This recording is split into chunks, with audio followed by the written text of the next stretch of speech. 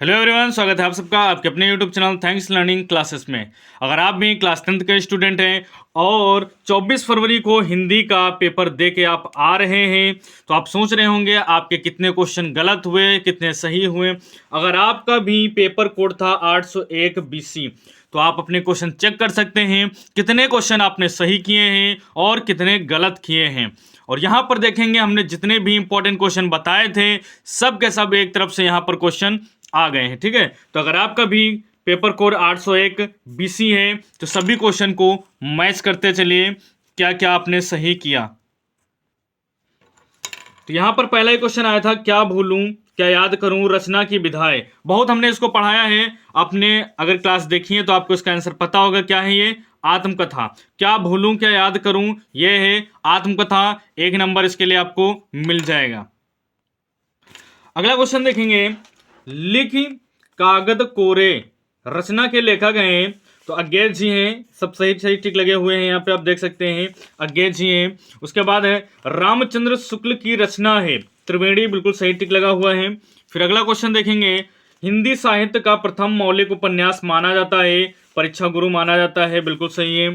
फिर अगला क्वेश्चन देखेंगे यहाँ पर, शुक्लोत्तर युगीन लेखक हैं डॉक्टर हजारी प्रसाद द्विवेदी, बिल्कुल सही है। अगला क्वेश्चन यहाँ पर देख लेते हैं। हम यहाँ पर सिर्फ आंसर देखने वाले हैं जिससे आपको पता चल जाए आपने कितने क्वेश्चन सही किए हैं। रीतकालीन कवियों ने काव्य भाषा के रूप में प्रतिष्ठित किया ब्रज भाषा में। ठीक है, यानी ब्रज भाषा को।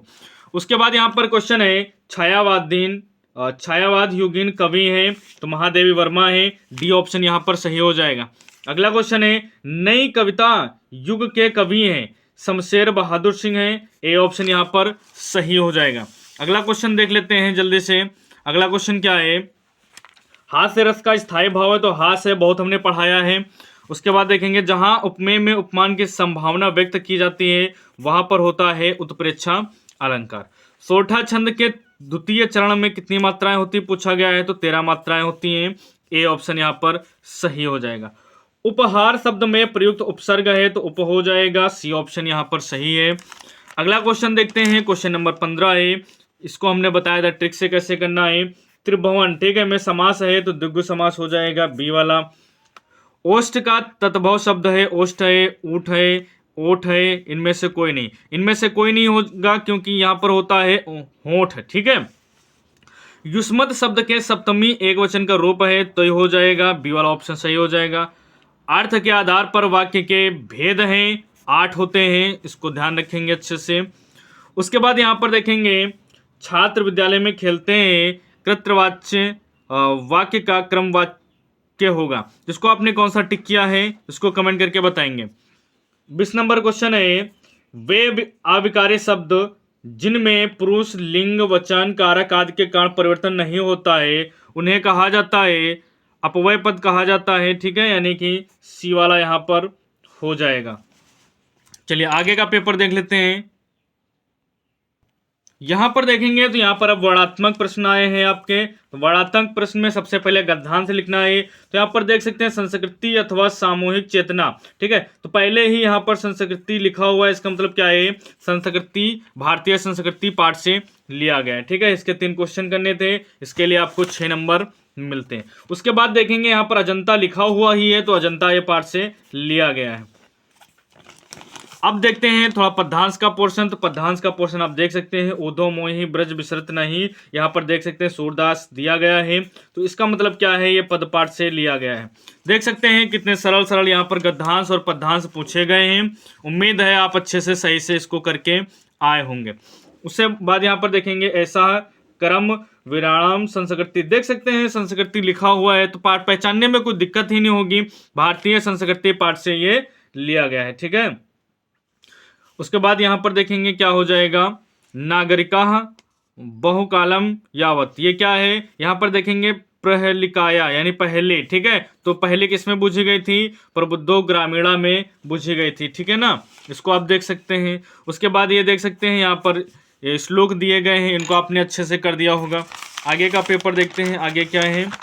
आगे यहाँ पे खंड काव्य है तो आपके डिस्ट्रिक्ट में जो भी खंड काव्य चलता है उसको आपने सही से कर लिया होगा, तो ये आप खंड काव्य देख सकते हैं। खंडकाव्य के बाद देखेंगे यहाँ पर क्वेश्चन नंबर 6।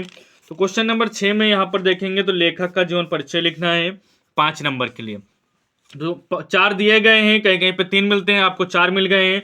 तो 4 में से कोई भी आप करके आए होंगे। आचार्य रामचंद्र शुक्ल हमने बताया था आता है, डॉक्टर भगवत शरण उपाध्याय, रामधारी सिंह दिनकर, पद्मलाल पुन्नालाल बख्शी। और पद में भी देखेंगे तो तुलसीदास का, मैथिली शरण गुप्त का, महादेवी वर्मा का और अशोक वाजपेयी का। यहाँ पर किसी का इसमें से एक आप कर देते अच्छे से जीवन परिचय। फिर अगला क्वेश्चन यहाँ पर देखेंगे, अपनी पाठ्य पुस्तक में से कंठस्थ कोई एक श्लोक लिखिए जो इस प्रश्न पत्र में ना आया हो, 2 नंबर के लिए। फिर है अपनी गली मोहल्ले की नालियों की समुचित सफाई के लिए नगर निगम के स्वास्थ्य अधिकारी को पत्र लिखिए, 4 नंबर। ये नहीं लिखे होंगे तो ये लिख देते हैं, अपने प्रधानाचार्य को छात्रवृत्ति के लिए एक आवेदन पत्र लिखिए। देखिए कितना सरल है। हमने जो मॉडल पेपर कराया था सेम टू सेम बिल्कुल यही क्वेश्चन लिए थे और बताया था वेरी इंपॉर्टेंट है, तैयार कर लीजिए। ठीक है, तो जितने भी लोग वीडियो देख के गए होंगे ये सभी क्वेश्चन आराम से करके आए होंगे।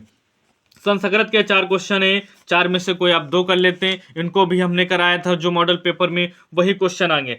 छात्र तथा अनुशासन हमने बहुत बताया है, देख लीजिए यही निबंध लिखने के लिए आ गया है 7 नंबर के लिए। सड़क सुरक्षा, जीवन रक्षा, भारत में आतंकवाद, समस्या और समाधान, देश प्रेम। तो ये था टोटल 70 नंबर का प्रश्न पत्र जो कि हमने जो पढ़ाया है वही बोर्ड पेपर में आया हुआ है। ठीक है, अगर आप वीडियो देख के गए होंगे हमारे तो पूरे में पूरे आप नंबर लेके आएंगे, अच्छे से सभी तैयार करके गए होंगे। अगर पहली बार आप वीडियो देख रहे हैं तो चैनल को जरूर से सब्सक्राइब कर लें, क्योंकि अभी और सब्जेक्ट के पेपर बाकी हैं। ठीक है, जिससे आपकी तैयारी बेहतरीन होती रहे। तो मिलते हैं फिर अगले वीडियो में, धन्यवाद।